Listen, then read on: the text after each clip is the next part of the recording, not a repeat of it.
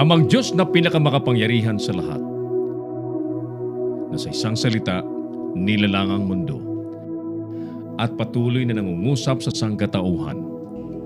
Taos-puso ang aming pasasalamat, kaming mga naglilingkod sa bayan bilang online media broadcasters, mga mobile journalists at 10 ng aming mga kapatid sa pamamahayag.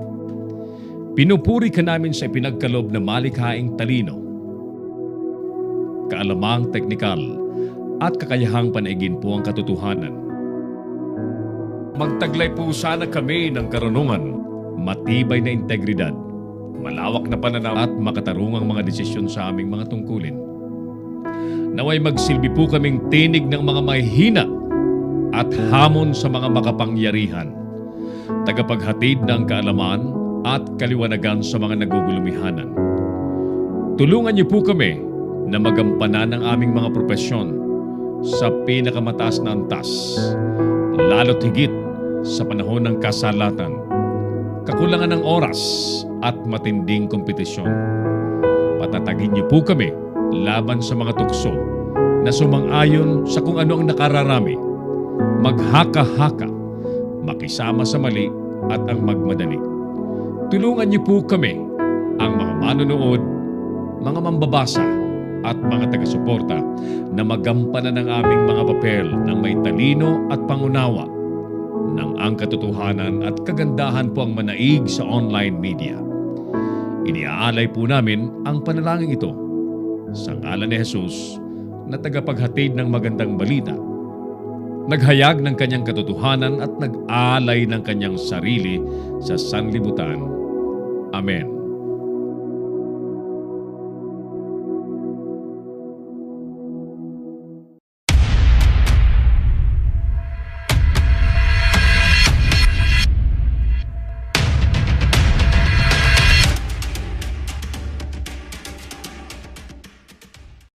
Narito ang mga isyong dapat abangan sa Kamaong Asero. 71 na ang patay, sanhi ni Usman, 17 hinahanap pa.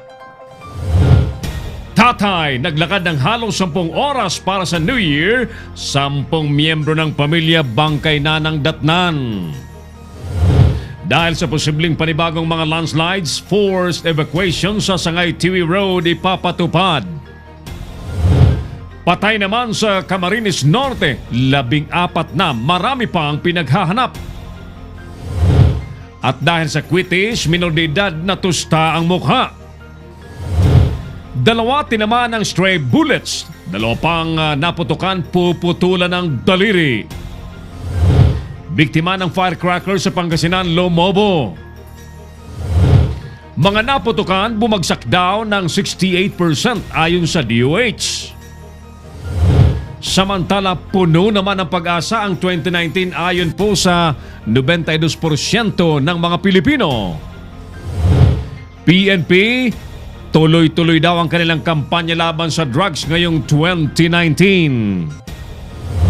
At mapanganib na basura ipinuslit sa Misamis Oriental galing sa Korea.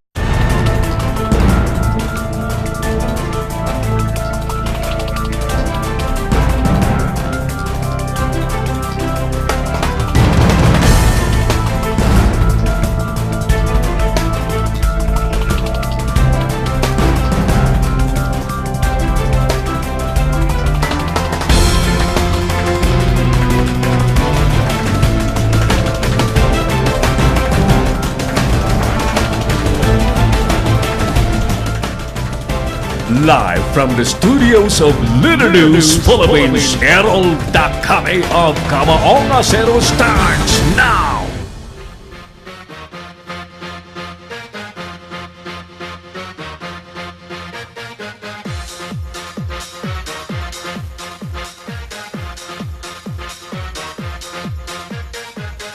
Pantay ba ang hustisya ngayon o palakasan pa rin? Mga kaibigan, muling sumasa niyo po ang palatuntunang Kamaong Asero ng Leader ng Philippines at ng Pinoy Extreme Channel. Magandang hapon po sa inyong lahat. Ako na po ito si Errol Dakame. 2019, welcome!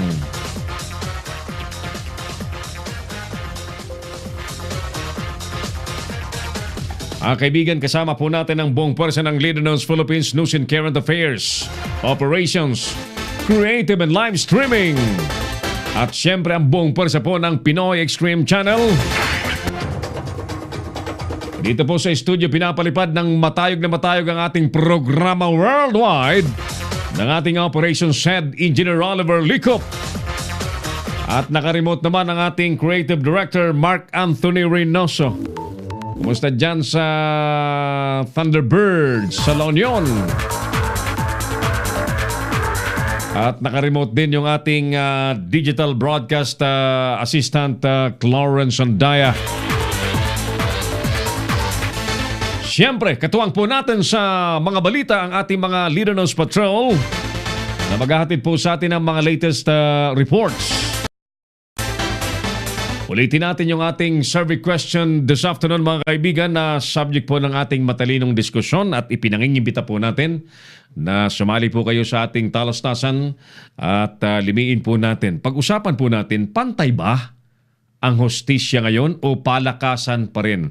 Ang ating mga telepono sa nais pong tumawag ng live ay 0927-494-2175 at 0949-7365000. At syempre, tuloy po ang ating imbitasyon na mag-comment po kayo sa ating comment space nang makita po natin at maipapatid po ninyo ang inyong po mga opinyon. At yan po'y garantisadong babasahin po natin ang live naman dito sa ating palatuntunan.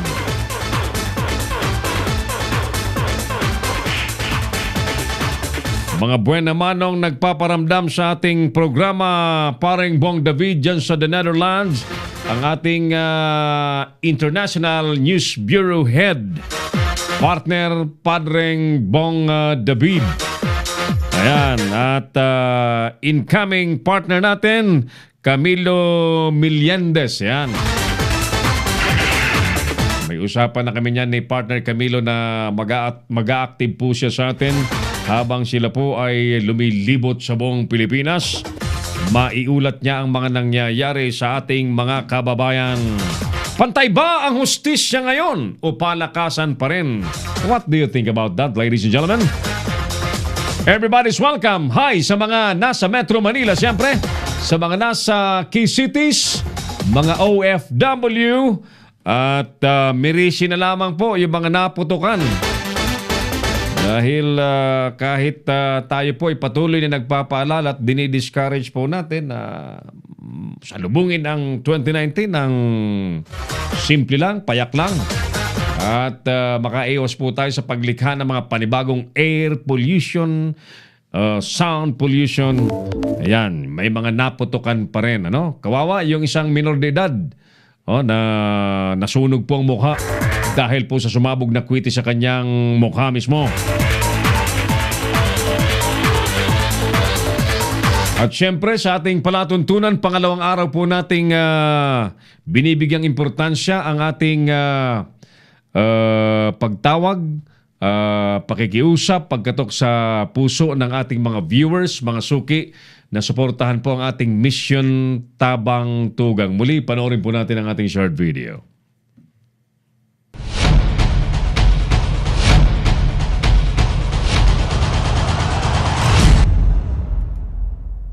Narito po ang detalye muna ng mga nangyari at casualties na po ng Bagyong Usman na nagresulta po sa mga landslides at flash floods, ano ho? Especially sa Bicol region.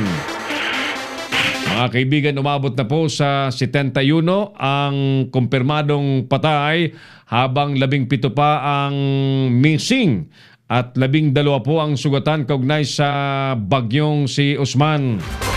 Ayon po sa National Risk Reduction and Management Council, Executive Director Ricardo Halad, ito'y batay po sa mga isinumiting tala o data galing po sa iba't ibang lugar. Ano? Nagpapatuloy naman po ang search and rescue operations sa mga natabunan ng pagguho ng lupa sa Camarines Sur. At batay po sa report ng NDRRMC, kabuang 30,466 katao o 128,982 individual ang apektado ng Bagyong Usman sa 321 barangay sa Calabarzon, Mimarupa region, sa Bicol region at sa Region 8. Mula po sa mga nasabing bilang, 3,619 na pamilya o 14,144 katao naman ang nasa evacuation centers. At kabuang 72 kalsada naman at 3 tulay sa Mimaropa at Bicol Region, Region 6 at Region 8 ang apektado po ng bagyo kung saan 28 kalsada rito ay passable o madadaanan na. Latest update po sa aming bayan sa Tiwi Albay, 13 po at 13 ang casualties, ang death toll at may mga hinahanap pa rin po, no? And I just hope na may makausap po tayo sa ating palatuntunan sa hapong ito. Galing po sa bayan po ng Tiwi Albay na ang dulo naman po ay yung Sangay, Camarines Sur na napakarami rin pong namatay sa Barangay Patitinan, Sangay, Camarines Sur. Ang Tiwi Albay po ay nasa kabilang dulo. Ang Patitinan, Camarines Sur ay nasa kabilang dulo. So, dyan po sa pagitan ng distansyang yan, marami pong barangay ang bayan po ng Tiwi Albay at what I understand yesterday, yung pinakadulong barangay po ng Tiwi, yung bayan po natin ay yung Maayong ay isolated pa rin po, no? At napupuntahan lamang po sa pagdaan po sa dagat. Ang sitwasyon po, yung mga hindi pa ho nakakapunta kasi dyan sa lugar na yan, ang Upland Barangay sa Tiwi Albay ay nasa dalisdis ng nasa dalisdis ng bundok. At yung kalsada po ng Tiwi Patitinan Road ay parang nasa tagiliran. Oh. Sa kabilang panig ho ay bangin, nasa ibaba po ay dagat. Pag normal po ang panahon, it is a very, very beautiful scenery. Ang makikita po ninyo, dagan nga lamang ho kapag may sama po ng panahon, peligroso po ang nagiging sitwasyon ng ating mga kababayan. Sa iba pang balita mga kaibigan, hindi naman matutuloy pa ang planong paghahanda ng, siyempre wala na plano sana ng isang tatay na magkaroon ng selebrasyon nitong nagdaang New Year, ang pamilya Erno. At nadatnan niya makarang siya po ay maglakad ng halos 10 oras mula sa bayan ng Tiwi. Nilakad niya po mula sa bayan ng Tiwi papunta sa Camarines Sur sa Patitinan. Nadatnan niya po ang 10 miyembro ng kanyang pamilya ay mga malalamig ng bangkay. Dahil natabunan po ang karamihan sa kanyang mga kamag-anak na nag-evacuate sana doon sa isang kapilya sa Patitinan. Akala po nila ay safe yung kapilya pero mismong yung kapilya po ang natabunan po ng mga lupa at mga bato.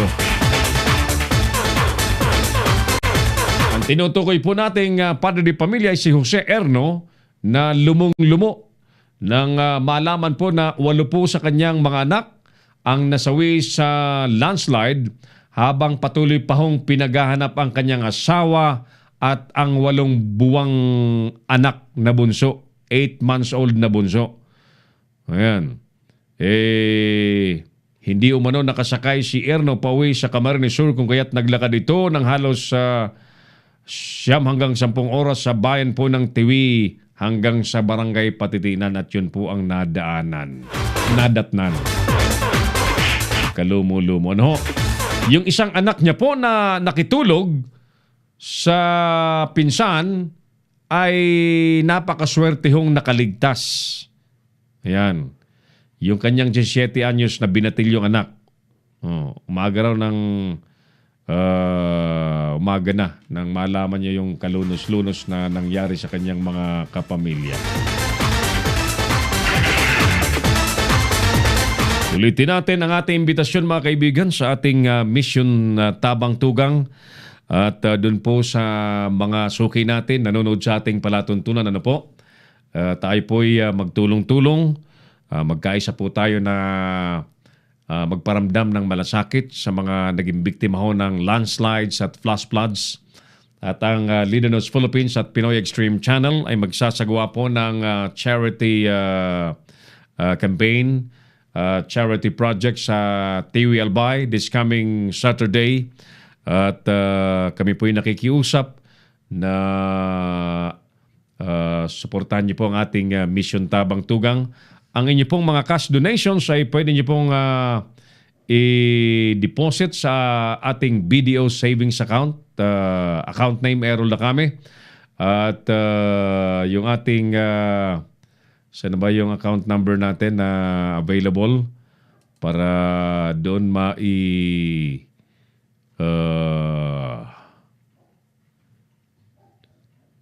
sa donation po ninyo, no? At nang hindi na tayo mahirapan kasi kung from Metro Manila babiyahe pa ho tayo, dala-dala ang mga materyales na pwede nating itulong, we will be having concerns pa sa transportation. Apo sa ating BDO account number 103-700-46373. Yun yung ating BDO savings account number. Yan, nakapangalan po sa atin yung savings account na pwede nyo pong ilagyan ng inyo pong mga donasyon. Ano? And we assure you, ladies and gentlemen, ang inyo pong mga donasyon ay makakarating sa mga karapat-dapat na matulungan po natin. Right? So, again, especially sa mga nasa abroad na mga medyo may partner, pakisagot nga ito, baka si Mayor na ito, yung ating kaibigang Mayor sa Buhi, Camarines Sur, kasi kakausapin natin. Napakarami din daw ang namatay sa Buhi, Camarines Sur, no?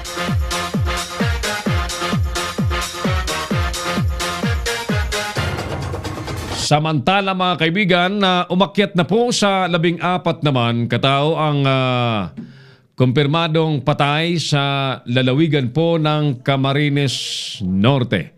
Bunsod po na pagulan at dala pa rin ng Bagyong Siusman. Kasama rito ang 2 katao na natagpuang palutang-lutang po sa karagatan sa bayan po ng Mercedes.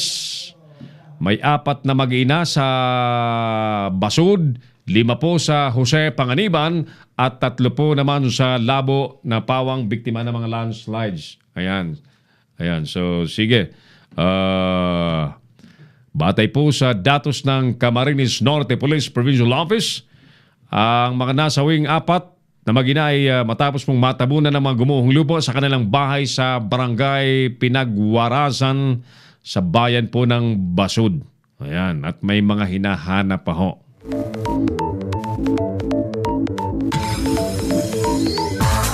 Yan po ang mga nangyari ho na may kaugnayan pa rin sa Bagyong Siusman at patuloy po tayong nananawagan na suportahan po ninyo ang Leader News Philippines Mission Tabang Tugang, isang fundraising campaign para po makatulong tayo sa mga biktima ng landslides at flash floods na dala po ni Bagyong Usman, at priority po nating matulungan ang mga namatayan. Magbabalik po tayo sa palatuntunang Kamaong Asero na napapanood po ng live sa Leader News Philippines at sa Pinoy Extreme Channel pagkalipas po ng ilang importanteng paalala.